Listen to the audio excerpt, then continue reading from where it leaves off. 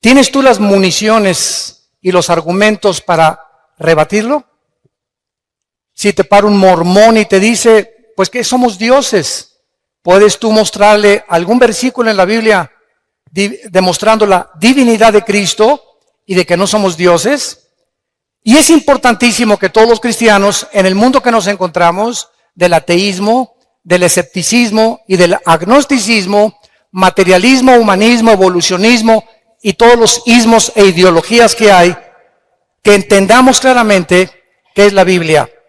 Miren ustedes, si yo pongo la Biblia del lado derecho y pongo a la izquierda las doctrinas y convenios y la perla de gran precio del libro de los mormones, el Ramayana o los Vedas de la India, el Menji Chu Siu Da Huese de Confucio, el Tripitaka y el Lotus de Buda, el Corán del Islam y la Biblia del lado derecho, ninguno, escuchen esto, ninguno de los libros que se consideran sagrados tiene las evidencias científicas, arqueológicas, antropológicas, genéticas, físicas, históricas, literarias, poéticas, psicológicas, sociológicas que tiene la Biblia. La Biblia es un libro indiscutiblemente singular y no existe en los billones de volúmenes de literatura en el mundo entero algún libro que se le pueda comparar. Actualmente tengo ya 35 años, no de edad, ¿verdad? Ni de convertido, de predicar y dar este mensaje a las naciones del mundo. En estos 35 años, Dios es testigo de que he retado a científicos, ateos, agnósticos, escépticos, físicos, matemáticos, ingenieros, políticos, presidentes, gobernantes, con esta pregunta: ¿alguno de ustedes me puede presentar un libro mejor que la Biblia? En estos 35 años que tengo en el radio, en la televisión, no he encontrado, ni creo que nadie se atreva a decirme, este libro es mejor que la Biblia, porque si lo hiciera, demostraría la ignorancia que tiene de las Sagradas Escrituras, las cuales trato de demostrar en esta mañana.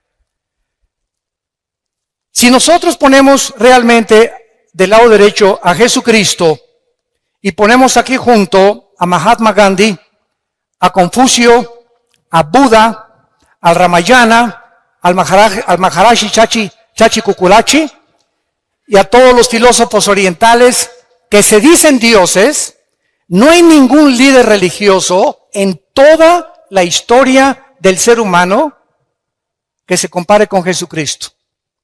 Jesucristo volvió locos a los psiquiatras en la cruz. Acabo de ver un reportaje de la Asociación de Psiquiatría de un país sudamericano donde me invitaron, acabo de regresar de Guayaquil, donde fue un grupo de psicólogos los que me invitaron a darles conferencias a psiquiatras y a psicólogos acerca de las evidencias que quiero compartir. Y me decían muchos psiquiatras, las condiciones emocionales y sentimentales y las reacciones de Cristo en la cruz no eran de un ser humano, eran de un Dios. Ningún ser humano bajo esa presión, bajo esas circunstancias y bajo el medio ambiente donde él creció y se desarrolló, podía haber respondido como respondió desde esa cruz. Las palabras que expresó en la cruz y la forma como él vivió. Nadie en la historia pudo tampoco decir, yo soy el camino, yo soy la verdad y yo soy la vida eterna. Cuando yo leí Juan 14:6, porque mi hermano Alejandro fue el que me guió a mí a Cristo con unos misioneros y gracias a él yo soy cristiano, cuando me enseñaron 14:6 de Juan, yo llegué a una conclusión. Ni Buda, ni el Che Guevara, ni Marx, ni Friedrich Nietzsche, ni Jean-Paul Sartre, ni los grandes hombres de Dios que se consideran los iluminados, nunca leí la historia de todos ellos, ha dicho, yo soy el camino, la verdad y la vida.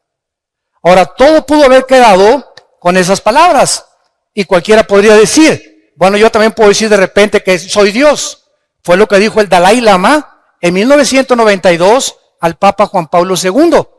Y cuando vi en el periódico que el Dalai Lama le dijo al Papa que él era Dios, le mandé un correo a la embajada de China preguntándole, ¿nos puede usted anunciar cuándo se va a morir y resucitar? Porque si usted dice que es Dios, usted tiene el control de la vida. Y Jesucristo dijo, es necesario que el hombre, el Hijo del Hombre, sea muerto, perseguido y vituperado, y a los 3 días se levante de los muertos. Cuando tomó la última cena, Cristo sabía que era la última cena, que no volvería al otro día volver a comer con sus discípulos. Y así fue como les dijo, este pan y esta copa que vamos a beber, no la van a comer ustedes ni a beber hasta que estemos todos juntos en el reino de Dios. Él estaba perfectamente consciente a qué había venido y exactamente el día, la hora, los minutos y los segundos en que le quitarían la vida y la ofrecería para pagar por nuestros pecados. Veamos en primer lugar la evidencia de la singularidad de la Biblia. Apunten ahí número 1, la singularidad. La Biblia fue el primer libro en haber sido escrito en la imprenta de Gutenberg, 1455. El primer libro que se haya impreso en una imprenta fue la Biblia y se llamó la Vulgata Latina, que fue traducida posteriormente por un monje llamado Jerónimo. La Biblia es el libro más vendido, más publicado, más traducido a más idiomas, a más de 4.850 idiomas y dialectos que ningún otro libro jamás en la historia. En 1986 se había traducido la Biblia a 6.700 lenguajes que por los traductores Wycliffe. Y actualmente, si tú buscas, por ejemplo, como me dijo una vez un ateo, Homero escribió la Ilíada y la Odisea, y le dije, cítame los libros de los griegos, la época de oro de los griegos, dime cuándo se escribió el Corán, el Islam, las traducciones de los sumerios, dime lo que tú quieras. De la Biblia hay 13.000 copias manuscritas del Nuevo Testamento, 8.000 de la Vulgata Latina y 1.400 en el original griego y hebreo. Simplemente en 1948, para que vean cómo la gente habla sin hablar, en 1948 se descubrieron los rollos del Mar Muerto, que se llaman los rollos de Qumran, donde vivía un grupo que se llamó los esenios. Muy bien, en estos rollos que se encuentran en el museo, mi esposo y yo los vimos en Jerusalén, cuando vayan a Jerusalén, en el museo, se encuentran y están extendidos exactamente como fueron escritos por los profetas hebreos, y es exactamente lo que está escrito en la palabra de Dios que nosotros tenemos. Así que cualquier duda que exista de que la Biblia fue adulterada, que fue aumentada, etcétera, etcétera, ahí se encuentran los documentos originales. Ahora bien, en el último siglo, la Biblia ha comenzado a traducirse, que la Biblia del joven, la Biblia de la esposa, la Biblia de los jóvenes, etcétera, etcétera, y todas las traducciones modernas están de alguna u otra manera alteradas por la Sociedad Bíblica Internacional. ¿Por qué? Porque entonces dijeron ellos, no podemos vender la Reina Valera de 1960 ni la King James, que son las mejores traducciones de los textus receptus, o sea, de los textos recibidos originales. No podemos, dijeron ellos, y tenemos que seguir con el negocio, y tenemos que seguir imprimiendo Biblias de color de rosa, moradas, verdes, amarillas, para seguir vendiendo por intereses económicos, desgraciadamente. Entonces, una de las peores versiones que hay se llama la Nueva Versión Internacional, que sustrajeron 26 versículos del Nuevo Testamento. Yo no se lo recomiendo a nadie. Entonces, esto nos muestra claramente, ¿verdad?, el ataque que la Biblia tiene. Por ejemplo, después de su muerte, un hombre que se llamó François Voltaire en 1778, un ateo agnóstico que persiguió a la Biblia y a los cristianos en Francia, dijo lo siguiente antes de morir: la Biblia jamás podrá, después de mi muerte, pasar a la historia y nadie la volverá a publicar. Cuando se murió, la casa de Voltaire se convirtió en la imprenta más grande de Biblia de Europa. Coincidencias del destino. Veamos a continuación su unidad. La Biblia es un compendio de 66 libros. Vean esto. Son 66 libros que hacen un solo compendio. Estos 66 libros fueron escritos en 1500 años. En 1500 años. El último libro que se escribió en el siglo I después de Cristo fue el libro del Apocalipsis. Estos 66 libros fueron escritos por más de 40 hombres diferentes. Unos fueron reyes, otros campesinos, pescadores, poetas, granjeros, médicos como Lucas, oficiales del gobierno y ministros de Hacienda como Isaías, etcétera, etcétera. Sin embargo, la grandeza y la peculiaridad y la consistencia que mantienen estos 66 libros es de carácter sobrenatural. Déjenme explicarles. Hace algún tiempo vino a la casa de ustedes un vendedor de enciclopedias. Y pásele, le dije, porque me encanta mucho, siempre me ha gustado mucho la lectura, a ver qué me puede usted ofrecer. Y pues ahí sacó su laptop y ya me mostró las nuevas versiones del Tesoro de la Juventud, Enciclopedia Británica, bla, bla, bla, bla. Y yo le pregunté a este vendedor, ¿cuántos años tienes vendiendo libros? Y me contestó, 30 años. Dije, hijo, toda tu vida la has dedicado a vender libros. Y realmente trae una enciclopedia en su laptop de todos los volúmenes casi más leídos y más de más cultura en el mundo. Y le hice una pregunta. Entre estos 30 años que tú tienes vendiendo libros, ¿tendrás por ahí de casualidad 3 libros que se hayan escrito en años diferentes por 3 autores diferentes y que coincidan en su pensamiento? Se metió a su laptop, comenzó a bajar ahí y me dijo después de 20 minutos, señor Alducin, no encuentro tal cosa en la historia de la literatura. Entonces me fui a mi oficina, saqué de mi escritorio la Biblia y le dije, aquí no son 3 libros, son 66 libros escritos por más de 1500 años, por más de 40 hombres, y los 66 libros mantienen del Génesis al Apocalipsis la misma línea, la vida del Hijo de Dios. Desde Génesis 1, escuchen esto, hasta el Apocalipsis, la línea que une a todos los 66 libros es la persona de Jesucristo. Les doy un ejemplo, un botoncito de muestra. Génesis 1:1 dice así, Bereshit Elohim ha-samayim ha-eretz, en el hebreo, que significa, en el principio, Dios hizo los cielos y la tierra. Muy bien, Génesis 1:1 tiene 7 letras en el original hebreo. Tiene 7 palabras en el original hebreo. El número 7 en la Biblia es el número de la perfección. Muy bien, de estas 7 que tiene, el de en medio de Génesis 1 es el símbolo del menorá, que es el candelero que aparece en Apocalipsis. Y si tú te metes en una computadora, como lo hicieron en 1990-95, judíos expertos matemáticos en computación descubrieron que cada 7 letras en el original hebreo aparece el nombre Yeshua, que es Jesús. Y estamos hablando de algo que se escribió hace 4500 años. Por más que hubieran tenido computadoras y hubieran sido genios de la literatura, nadie podía haber acomodado tal fraseología en la Biblia, la palabra de Dios.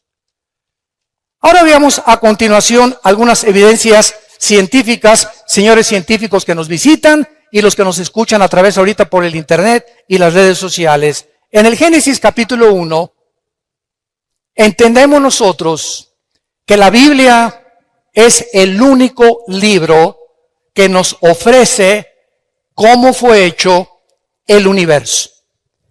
Los científicos, óiganlo muy bien si hay estudiantes de universidad aquí o profesionistas, nunca la ciencia jamás podrá darnos la explicación de lo que sucedió en el origen del universo. Porque para que sea científico, tiene que ser repetitivo. Nadie nos podrá explicar de dónde venimos.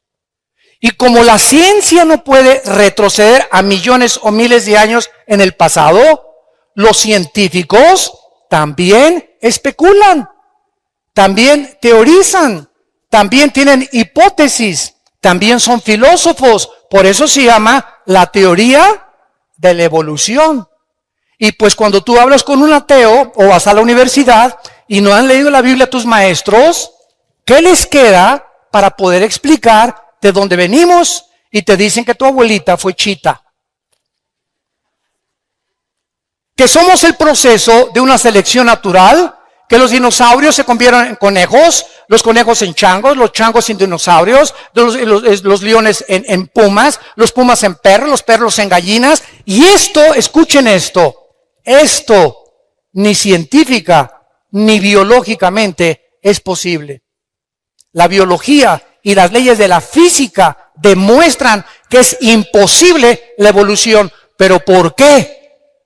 La siguen enseñando en las escuelas a nuestros hijos porque no tienen otra opción.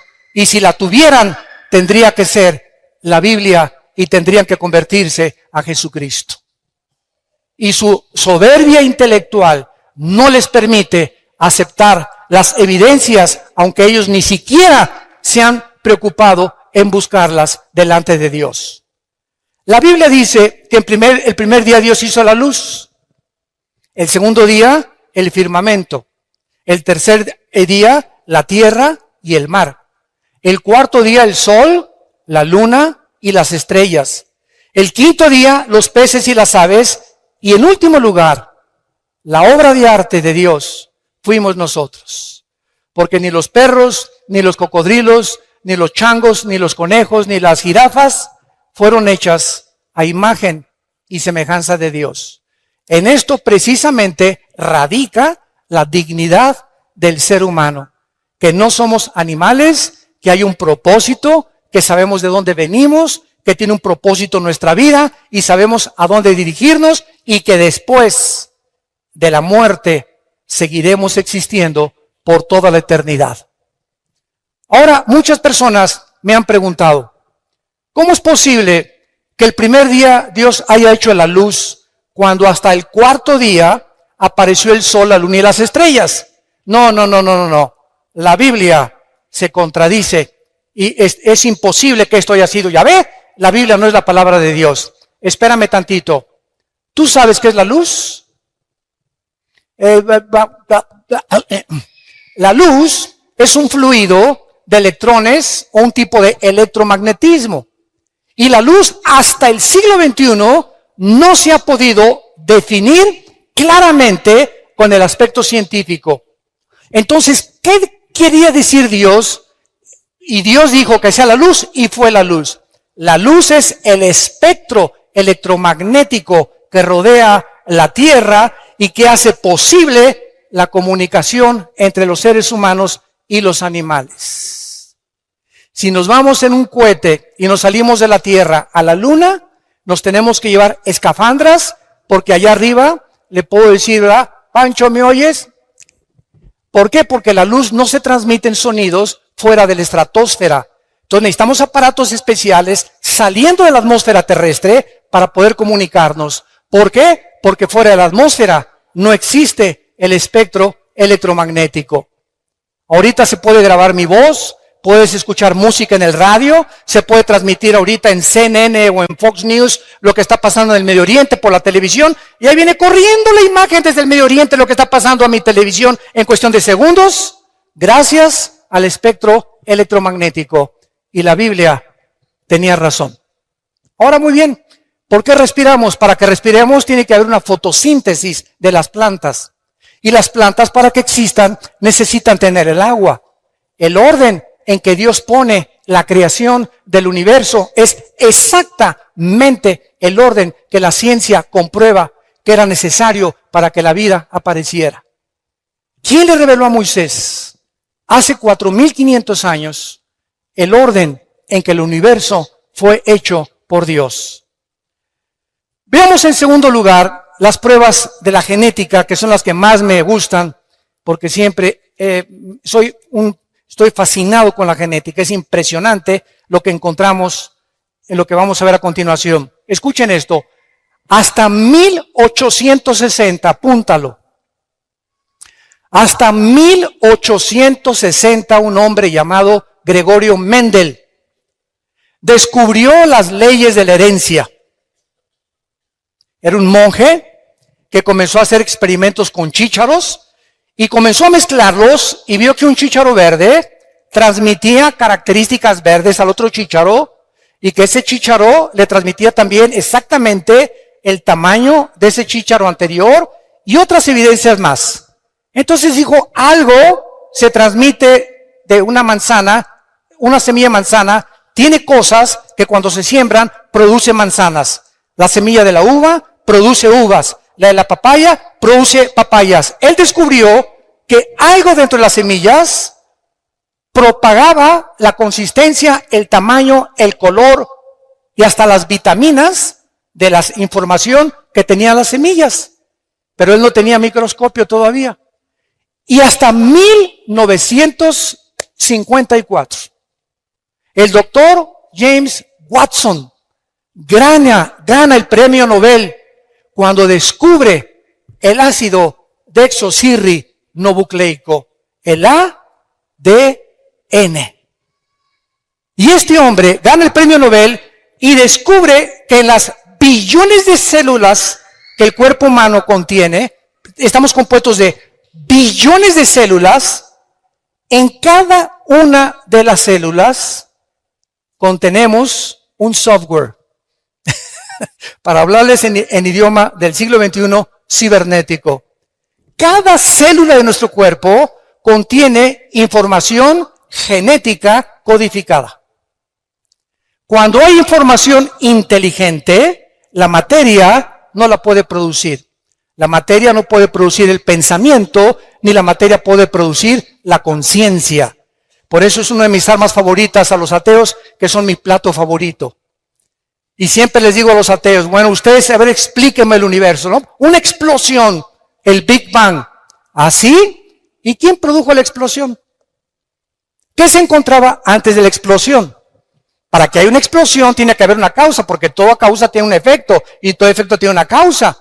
Ok, vamos a seguir esa línea de pensamiento que los ateos dicen. De una explosión surgió la materia. Ok.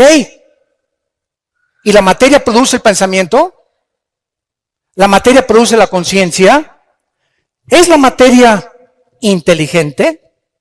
Entonces, ¿de dónde vino la conciencia que los seres humanos tenemos, que no tienen los animales, a la que llegaron los griegos?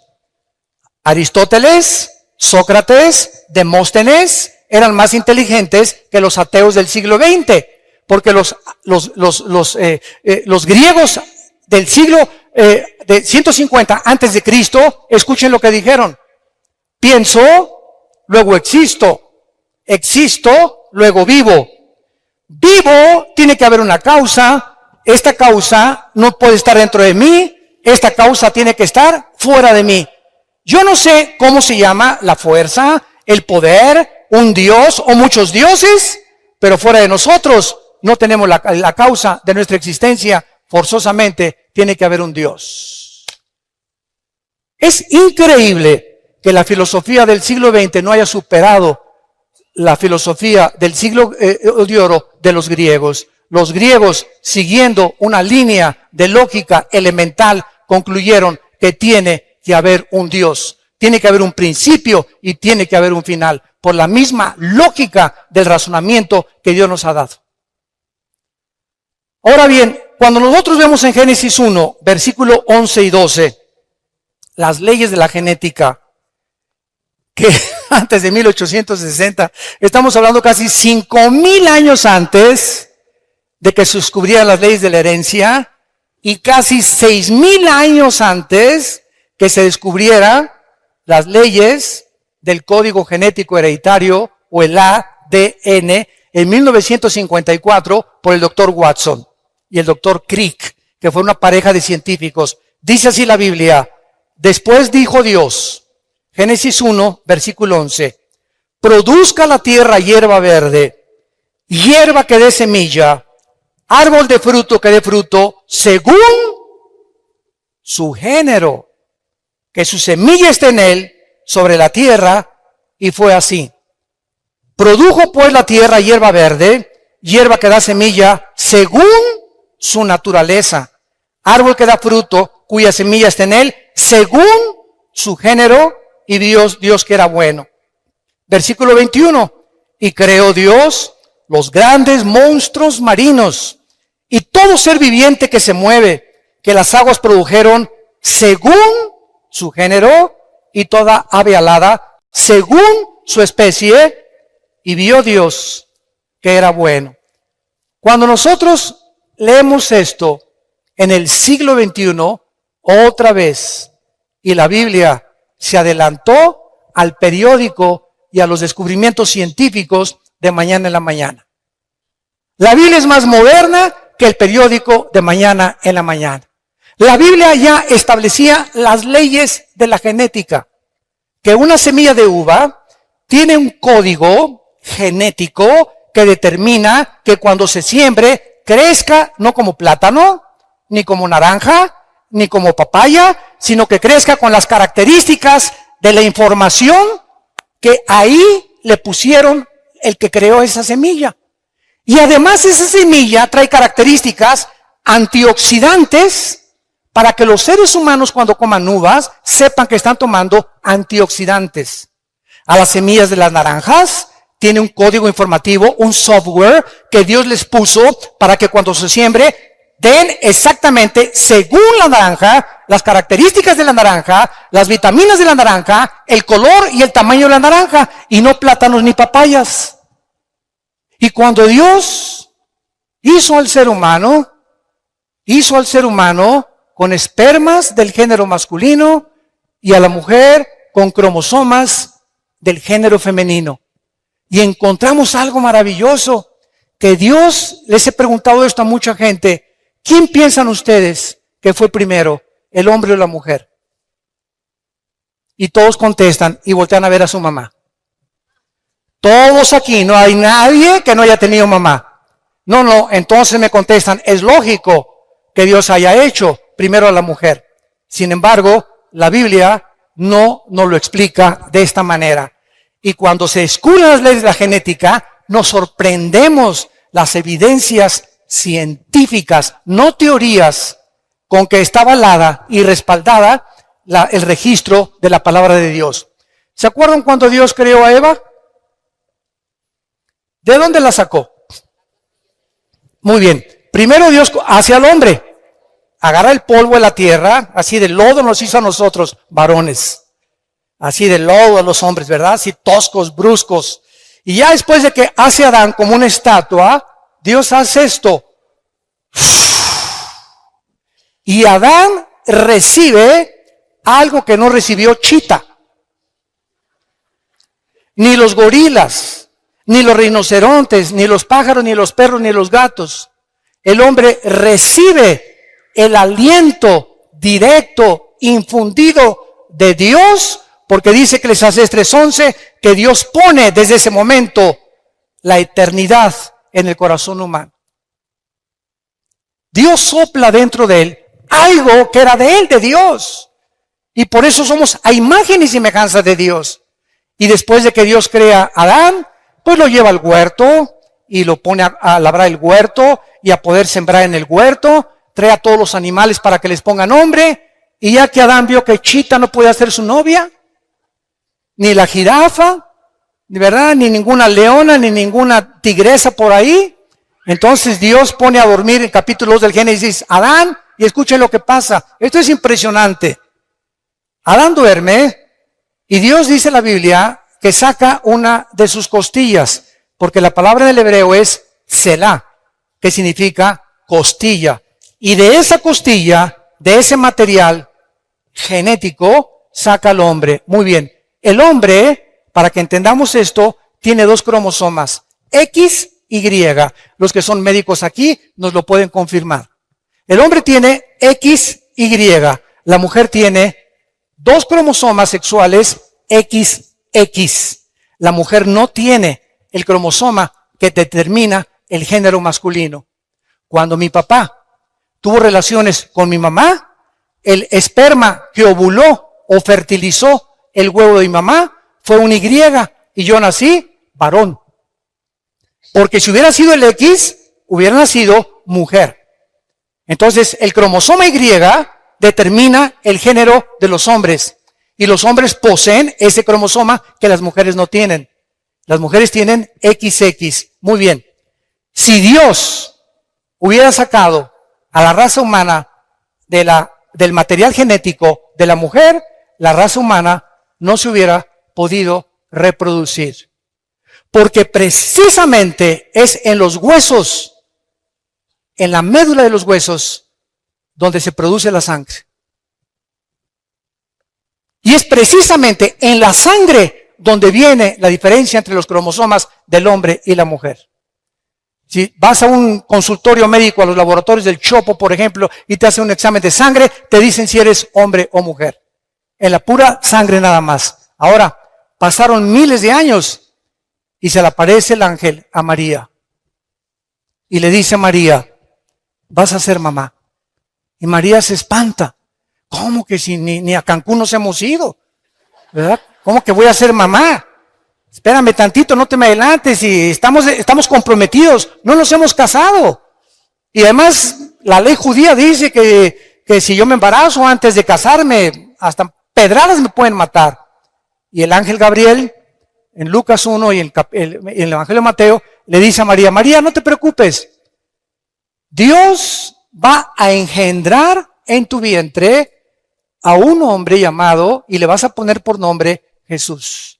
Ni José ni tú le van a poner el nombre. Y sabes una cosa, María, que ese ser que van a nacer no va a ser engendrado por José.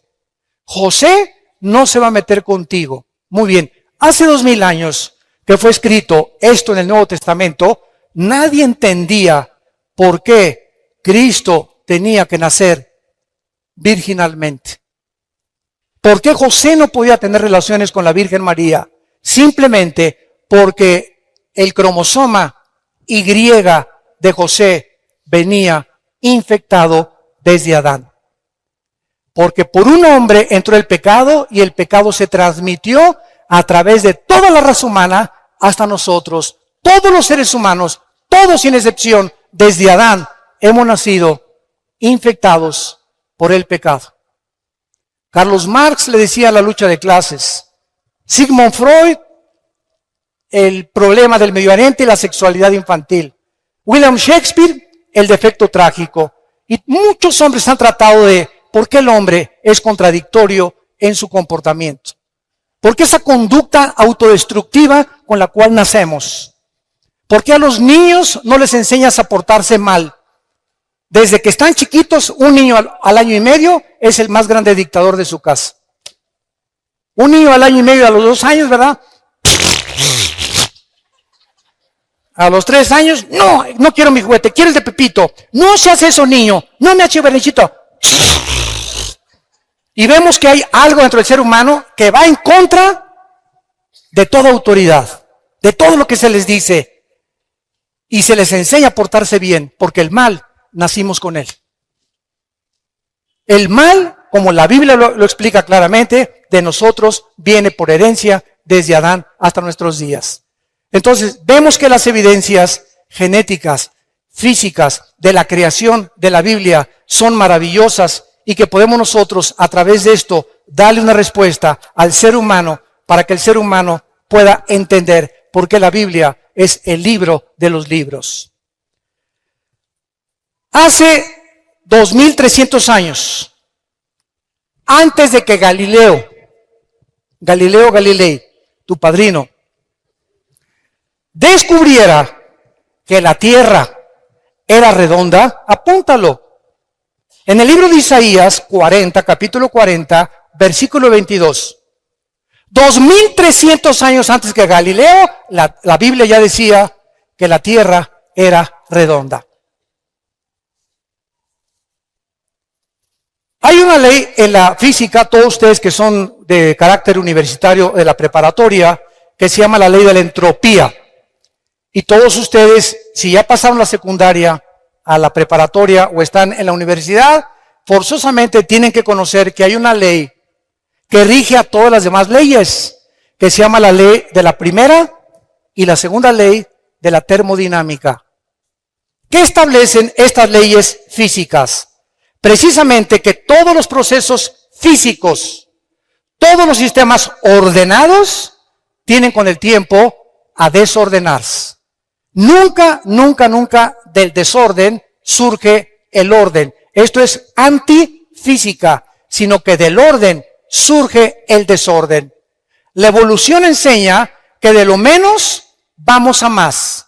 Y la Biblia enseña que fuimos coronados como la creación máxima de Dios y estamos como los cangrejos en lugar de evolucionar. Claro que hemos evolucionado tecnológicamente y científicamente como criaturas físicas y como criaturas intelectuales, pero como seres humanos hemos hecho el ridículo porque estamos en el siglo XXI y ahorita, en noviembre del año 2015, el mundo está a punto de entrar a una tercera guerra mundial. ¿Dónde está el razonamiento? ¿Por qué no hemos podido vivir en paz? ¿Qué le pasa al ser humano? ¿De qué nos sirvió llegar a la luna? Y los experimentos y los descubrimientos, todo eso ha ensoberbecido al ser humano. Simplemente, profesando ser sabios, se hacen necios. Porque habiendo conocido a Dios, no le quieren glorificar como a Dios, ni le quieren dar gracias. El ser humano está envanecido en sus razonamientos. Su corazón ha entenebrecido y nos hemos creído dioses. Y por eso el mundo se encuentra como se encuentra. Por eso Estados Unidos legalizó el aborto en 1973. En junio de este año legalizaron los matrimonios gays, que es el síntoma más grande de descomposición de la familia en el mundo entero y de una nación. Porque la nación la forman las familias y las familias forman las naciones. Si la familia se desintegra, la nación no tiene ningún futuro. Y este es el punto al que hemos llegado porque no hemos querido aceptar a Dios. Antes de que las leyes de la entropía y de la termodinámica se descubrieran en el libro de Hebreos, capítulo 1, la Biblia escribió hace 2000 años la primera y la segunda ley de la termodinámica. Señores astrónomos, astrofísicos y físicos matemáticos que nos están escuchando en este momento. Y eso no te lo enseñan en tu universidad ni en tu escuela. Les da vergüenza reconocer que hay libros que superan los libros de física del siglo XXI del ser humano. Dice Hebreos 1, versículo del 10 en adelante. Y tú, oh Señor, en el principio fundaste la tierra. Los cielos son obra de tus manos. Ellos perecerán, mas tú permaneces. Todos ellos se envejecerán como una vestidura. Como un vestido los envolverás y serán mudados, pero tú eres el mismo y tus años no acabarán. Exactamente lo que estas leyes establecen, que todo se descompone, todo se oxida, todo se termina, todo se arruina, todos tenemos que meterle mantenimiento a un edificio, mantenimiento a mi coche, mantenimiento a mi persona. Estamos nosotros muriendo celularmente cada segundo. Todo el universo que está a nuestro alrededor está en proceso de descomposición. El Sol pierde millones de toneladas masa cada segundo, tal como la Biblia lo anunció hace 2000 años. Los cielos se envejecerán, todo se echará a perder, pero tú, Señor, eres el mismo a través de la historia. Y en último lugar, aunque tengo aquí más de 50 evidencias bíblicas, estas las compartí en Colombia, quiero mostrarles a ustedes las leyes médicas, también evidencias médicas, si hay médicos acá. Todos ustedes conocen la Enciclopedia Británica, muy bien. La Enciclopedia Británica, no la Biblia, la Enciclopedia Británica documenta que en 1845 había un hombre médico llamado Ignacio Semmelweis. Y este médico estaba aterrorizado porque de cada 100 mujeres que parían, se morían 70, 80 mujeres. Dijo, Dios mío, ¿pero qué está pasando? Somos médicos y nosotros tenemos que en lugar de que se nos mueran, salvarles la vida. Entonces este médico comenzó a leer el libro de Levítico, donde Dios le dio a su pueblo Israel las leyes de la sanidad, las leyes médicas, las leyes de la higiene que deberíamos de tener antes de que se descubriera la proliferación bacteriológica y microbiológica que existe en el aire. Por ejemplo, si tú ves a un perro que se hace chis en la calle o que se hace excremento en la calle, ese excremento tiene millones de bacterias que comienzan a subir en el aire y no las vemos. Y tú pasas y haces y respiras y ahí te estás metiendo, ¿verdad? Cantidad de bacterias a tu organismo, cantidad de microbios en tu organismo. Y por eso en Levítico, escuchen, Dios, antes de que se descubrieran la proliferación bacteriológica en el medio ambiente, Dios le dijo a Moisés, dile a tu pueblo que cuando hagan excremento lo entierren con un palo debajo de la tierra. Y Moisés dijo, pues ¿quién es? El Señor me dijo que le hiciéramos no y que lo tapáramos. ¿Y por qué? Pues quién sabe. Fueron miles de años los que pasaron hasta que se descubrieron la proliferación de bacterias. Bueno, este doctor, que se encuentra registrado en la Enciclopedia Británica, leyó Levítico 15, versículo 13. Y ahí descubrió este doctor el secreto de por qué las mujeres se estaban muriendo cuando los médicos las estaban atendiendo en los partos. Y dice así, cuando se hubiere limpiado de su flujo, el que tiene flujo contará 7 días después de la purificación y lavará sus vestidos. Escuchen esto.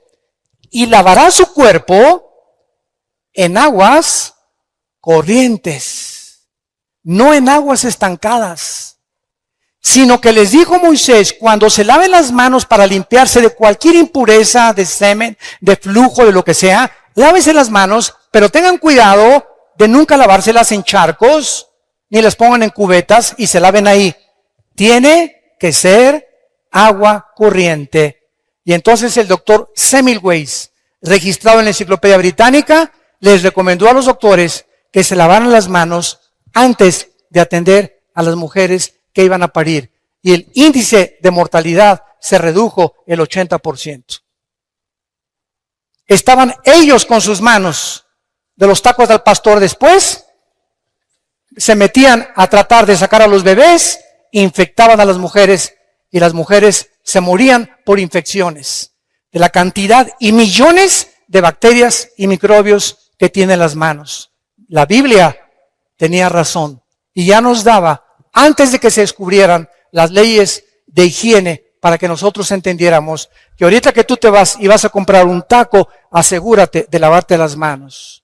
A sus hijos no los dejen sentarse a la mesa sin lavarse las manos y se van a ahorrar muchísimo dinero en gastroenterólogos y en problemas de cólicos y de retortijones y que, hermano, sácame este espíritu de retortijón que tengo aquí, etcétera, etcétera. Y no te voy a sacar nada. Lo que pasa es que no has entendido que Dios ya nos hace responsable. Él nos dice nuestra responsabilidad. No se va a bajar el ángel Gabriel a lavarnos las manos. Esto forma parte de nuestro ritual diario. Me levanto, me lavo las manos. Antes de comer me lavo las manos. Voy a cocinar, me lavo las manos. Nunca le compren tacos ni tortas a ninguna persona que ustedes vean que reciben el dinero y que les hacen la comida. Nunca lo hagan. Yo me acuerdo de los famosos esquites que estaban tan ricos ahí en el DF, cuando vivíamos en el DF. Llegaba con la hermana, ¿verdad? Y agarraba el esquite, y agarraba el queso y le hacía así al esquite, y con todo y le cobraba y nos los daba para comer. Y nosotros ahí como si nada, ¿no? Qué cochinada, ¿verdad? Imagínense nada más agarrando todos los billetes y con eso manejando la comida. Entonces, todas estas cosas podíamos nosotros evitarnos cuando la Biblia nos da una evidencia de su inspiración sobrenatural. Y para terminar, ¿sabían ustedes que hasta 1970, 80 se descubrieron las leyes del famoso colesterol? ¿Qué es el colesterol? El colesterol, nuestras venas son como tubos. Entonces, el corazón hace eso. Cada vez que hace el corazón, está bombeando sangre. La sangre corre por todas las arterias y todas las venas que llegan hasta la punta de mis pies y recorren hasta la punta de mi cerebro. Entonces, estas mangueras tienen que estar limpias. La sangre tiene que estar limpias. Pero cuando yo como carnitas, qué ricas, ¿verdad? Tacos al pastor, qué ricos. Camarones, qué ricos. Langosta, mucho más. Es la que más colesterol tiene. Y los alimentos que que degustamos y que creemos, ¿verdad?, que son buenísimos. Bueno, por ejemplo, un muchacho de 20, 25 años se puede comer 3 tacos al pastor a la semana y su condición física la va a resistir. Pero si pasamos de los 40 llegamos al 5º piso ya pasamos del 5º piso, ¿verdad? ¿Qué es lo que hay que hacer? Cuidar nuestra dieta. Y lo más importante, el colesterol. Muy bien. Si yo no cuido el colesterol y como mucha grasa animal.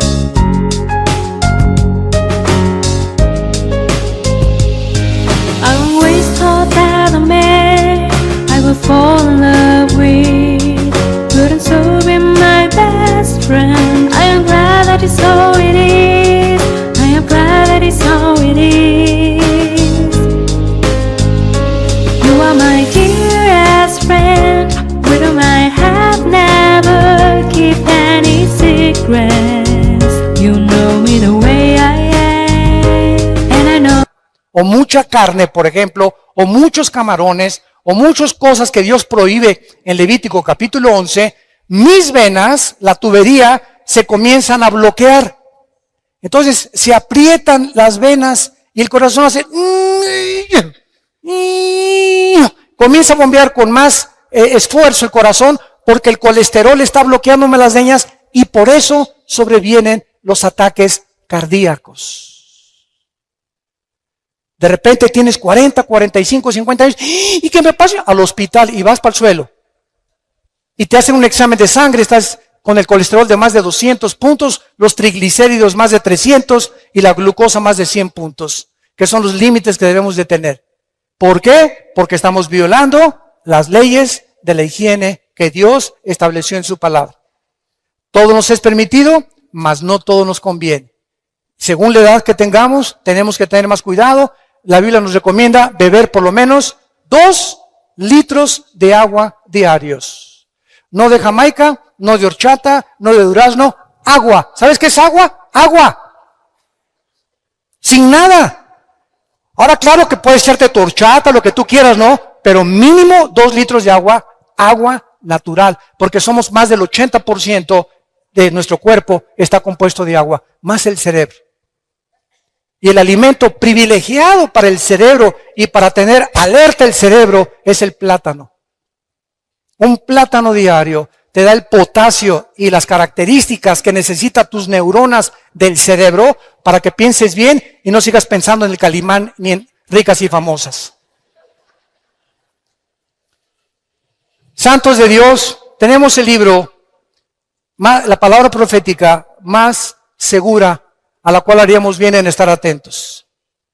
Qué privilegiados somos nosotros los cristianos, de tener un mapa, un GPS, una brújula, que me diga cómo tratar a mi esposa, qué es el matrimonio, cómo debe ser mi noviazgo, cómo debo manejar mis negocios, ¿Cómo debo de manejarme en la sociedad? ¿Cómo debo de pensar? ¿A dónde me dirijo? ¿Cómo sacar de mi vida el estrés? La ansiedad fuera de mi vida. No, no, no. Confío en Dios. Él es mi Salvador, mi roca, mi castillo. Oh Dios, en ti confiaré. Fuera estrés de mi vida.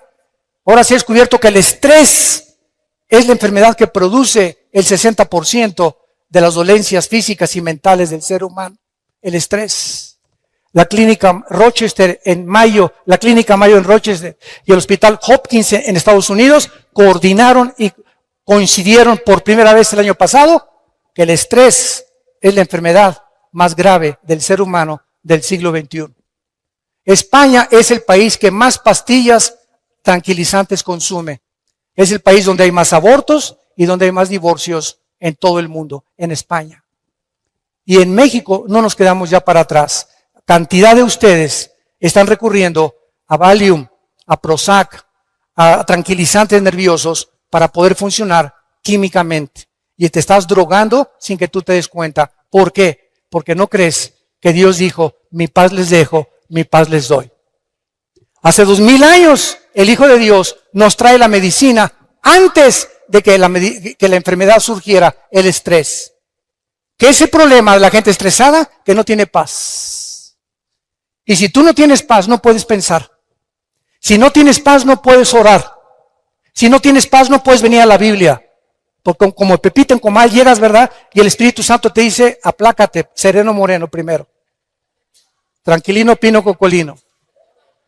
Ya que te calmes, ya que te tranquilices, dice el Espíritu Santo, me podré comunicar a tu espíritu.